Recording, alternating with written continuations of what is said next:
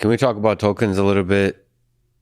Generally speaking, there's been a meteoric rise of a bunch of different tokens. We could just talk about Bitcoin and Ethereum as examples.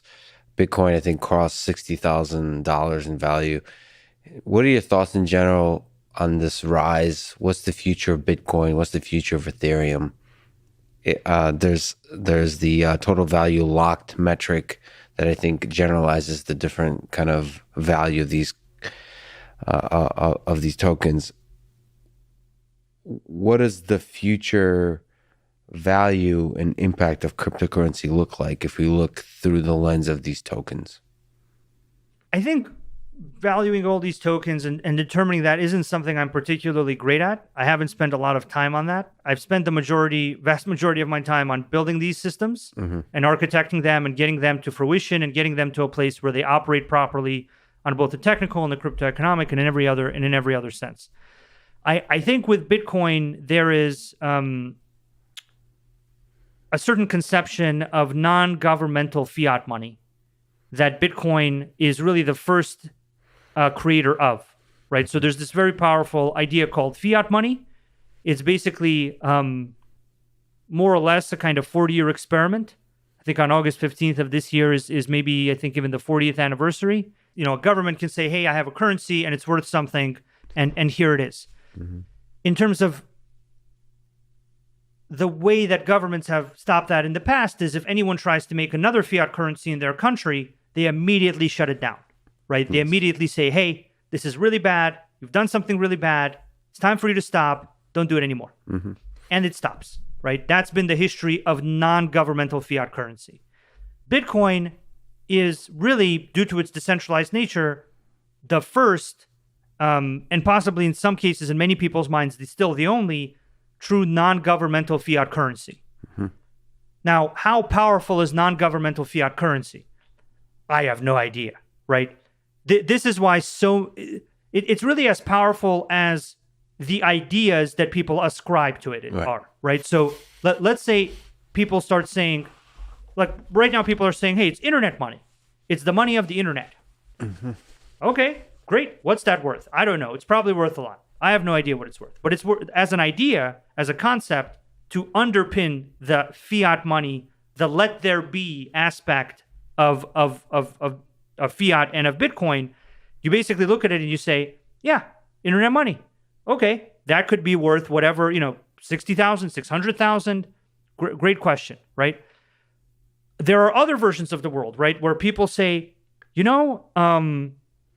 are countries that don't have a good fiat currency, and I see a lot of people using Bitcoin. So Bitcoin isn't internet money, it's countries without a good currency money. So all the countries without a good currency now use Bitcoin, and let there be Bitcoin as this, right? As this conception of Bitcoin. What's the value of that? I don't know. That's a great question. Probably a huge amount of value. Then there's a further conception of Bitcoin as some digital gold. There's a scarcity dynamic. There's all these other kinds of dynamics. What is a portable version of digital gold with some kind of built-in scarcity worth? Kind of artificially created scarcity. What's that worth? I don't know. That's a great question. I haven't done the analysis on that. Is the point? Might be worth a lot. What is it all worth if all three of these things, flow into the same fiat kind of let there be Bitcoin as these three things conception of Bitcoin? I don't know what that's worth. I also don't know what that's worth, but could be worth a huge amount. So I think it's not. I personally don't think it's super important what I think it's worth or what many other people think it's worth. I don't think that's really that important. I think what's probably important is understanding what the societal conception of Bitcoin is, and how does that societal conception evolve over time. And that, interestingly enough, doesn't just depend on you or me or the people who made Bitcoin or anything else. It actually depends on current events.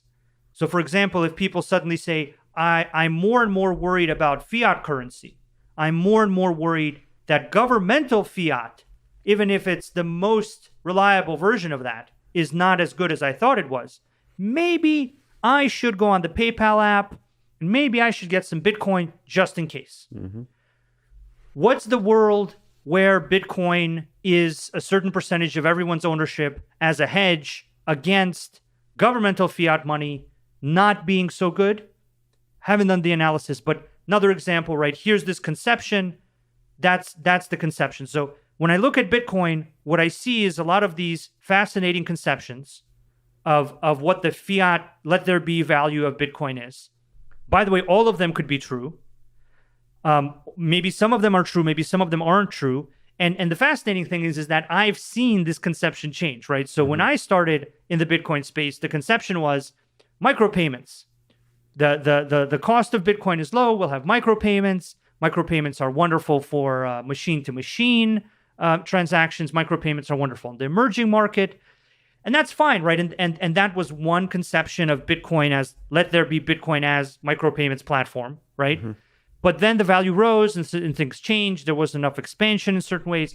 And now the conception has evolved into this other conception. But at the end of the day, I think governments have a very clear set of steps for directing the public's conception of their fiat, right? They say our fiat is worth this for these reasons. Bitcoin doesn't have that. Bitcoin doesn't have an official Bitcoin spokesperson that goes out and says, the non-governmental money called Bitcoin, the non-governmental fiat money called Bitcoin has value on the basis of this, and this. Right. Here's our fiscal budget. Here's our future plans. Our money will continue to be safe and secure and reliable. And so it's what that hole creates is a hole that we all fill, right? We all basically come to some vague kind of group understanding that Bitcoin is worth this because it is tied to let's say all non-governmental fiat money comes into question. Everybody doubts it, possibly due to inflation, and everybody says, this is nice, but I'd like to keep 10-20% of my wealth in non-governmental fiat just in case. What are those numbers?